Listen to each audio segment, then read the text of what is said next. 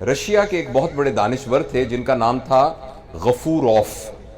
آپ نے ان کا نام سنا ہوگا. اور جب یہ رشیا اکٹھا ہوتا تھا تو اس زمانے میں بھی ان کا جو ملک تھا اس کا نام تھا داغستان. تو داغستان کے وہ ایک مسلمان ریاست تھی. وہ داغستان کے نہیں بلکہ پورے رشیا کے بہت بڑے عالم تھے اور بہت بڑے فلسفر تھے اور لوگ ان سے آ کے مشورہ کرتے تھے. تو جب رشیا میں بہت سارے مسائل شروع ہوئے تو ایک گروہ ان کے پاس آیا. انہوں نے کہا آپ اتنے بڑے دانشور ہیں، یہ جتنے فیکٹری اونر ہیں انہوں نے مزدوروں کا استحصال شروع کر دیا ہے، تو جس کی وجہ سے معاشرہ بڑا تباہ ہو رہا ہے، تو بتائیے کہ اس کا کیا حل ہے. تو انہوں نے کہا کہ کوئی نہیں، یہ جو سرمایہ دار ہوتے ہیں نا یہ ایسے کرتے ہی ہوتے ہیں، کوئی فرق نہیں پڑتا. کچھ عرصے کے بعد وہ پھر آئے کہ جی یہ جو مزدور ہیں انہوں نے اپنی یونینز بنا لی ہیں اور یہ اب کام نہیں کرتے اور یہ جو ہے بالکل آؤٹ آف کنٹرول ہو گئے ہیں، تو کیا کریں. انہوں نے کہا نہیں فکر نہ کریں، وہ غریب آدمی ہیں، وہ تھوڑا سا کرتے ہیں، وہ اپنے حقوق کے لیے سارے شور مچاتے ہیں، اس سے معاشرے کو کچھ نہیں ہوتا. اسی طرح سرکاری ملازموں کے بارے میں بات کی، تمام طبقات کے بارے میں آہستہ آہستہ لوگ بات کرتے رہے، مگر وہ غفوروف یہ کہتے رہے کہ فکر نہ کریں ہمارے معاشرے کو کچھ نہیں ہوتا. تو کچھ لوگوں نے تنگ آ کے ایک دن کہا کہ آخر آپ کب یہ کہیں گے کہ معاشرہ تباہ ہو رہا ہے جب سب لوگ تباہ ہو رہے ہیں. تو انہوں نے کہا کہ جب تک ایک پرائمری اسکول کا ٹیچر کرپٹ نہیں ہے اور جب تک ایک استاد ایمانداری سے پڑھا رہا ہے اس وقت معاشرے کو کچھ نہیں ہوتا.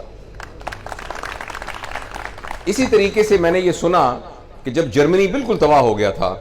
تو اس وقت کسی نے یہ کہا جو ان کا بڑا تھا کہ صرف یہ دیکھو کہ کیا ہمارے استاد موجود ہیں کہ نہیں. تو انہوں نے کہا جی استاد تو موجود ہیں. اس نے کہا فکر نہ کریں اب قوم دوبارہ کھڑی ہو جائے گی،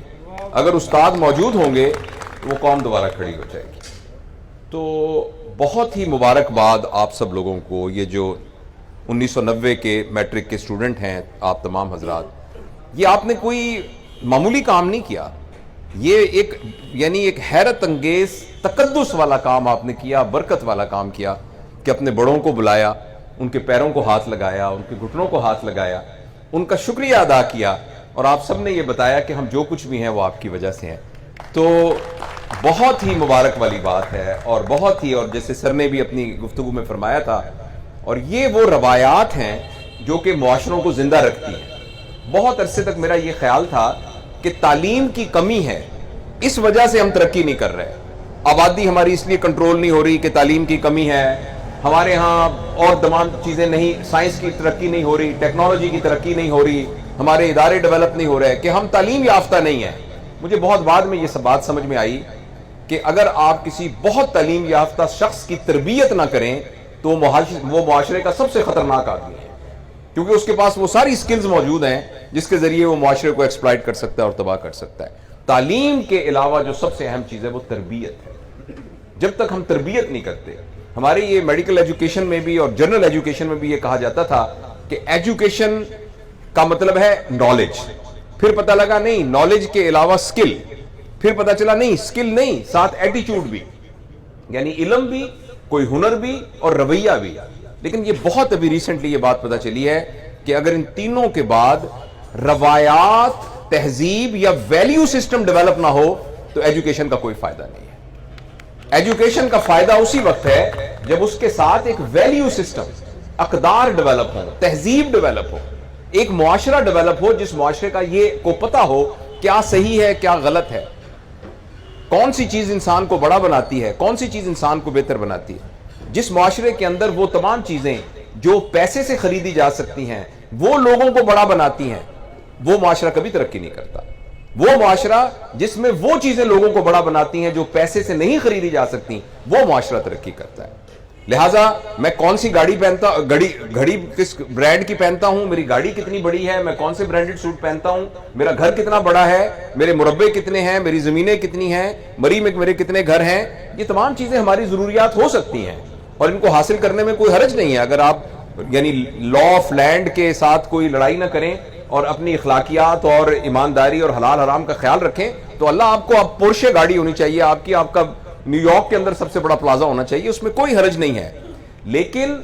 اگر ہم نے اس بنیاد پر اپنے آپ کو بڑا اور اس بنیاد پر ہی لوگوں کو چھوٹا کہنا شروع کر دیا تو اس کا مطلب یہ ہوگا کہ یہ معاشرہ انحطاط پذیر ہے، یہ معاشرہ ترقی یافتہ معاشرہ نہیں ہے، اس معاشرے میں ویلیو سسٹم نہیں ہے، اس معاملے کی اس میں کوئی تہذیب نہیں ہے، اس میں کوئی اقدار نہیں ہے. انفارچونیٹلی ہمارے معاشرے میں یہ ہوا ہے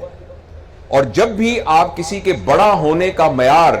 پیسے کو بنا دیں گے تو ہر شخص بڑا ہونا چاہتا ہے، تو ہر شخص پیسہ حاصل کرنے کی کوشش کرے گا، اس میں وہ یہ بات بھول جائے گا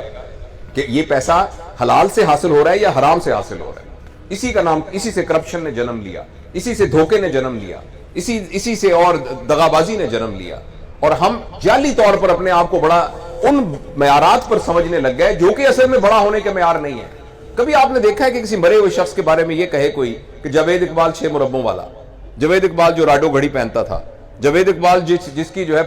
پجارو گاڑی تھی، کبھی سنا ہے کسی کو یہ کہتے ہوئے؟ ہاں ایسے آپ نے بہت سنے ہوں گے، فلاں بندہ جو ایماندار تھا،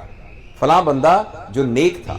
فلاں آدمی جو لوگوں کی کیئر کرتا تھا، فلاں آدمی جو دیندار تھا، فلاں آدمی جو سچا تھا۔ تو اس لیے بڑے ہونے کا جو معیار ہے وہ تو وہی چیزیں ہیں جن کو پیسے سے خریدا نہیں جا سکتا۔ بڑے ہونے کا معیار تو وہی چیزیں ہیں جو ہم سے کوئی چھین نہیں سکتا۔ جو چیز ہم سے گم ہو سکتی ہے، جو چیز ہم سے چھینی جا سکتی ہے، اور جو چیز پیسے سے خریدی جا سکتی ہے، وہ چیزیں تو صرف دنیاوی ضروریات اور آسائش وہاں پہنچانے کا ایک ذریعہ ہے، لیکن بڑا ہونے کا کوئی ذریعہ نہیں۔ اور یہ ساری باتیں ہمیں انہی اساتذہ کی وجہ سے پتہ چلتی ہیں۔ یہی اساتذہ کی تعلیم کی بنیاد پر ہی معاشرے میں ویلیو سسٹم ڈیولپ ہوتا ہے۔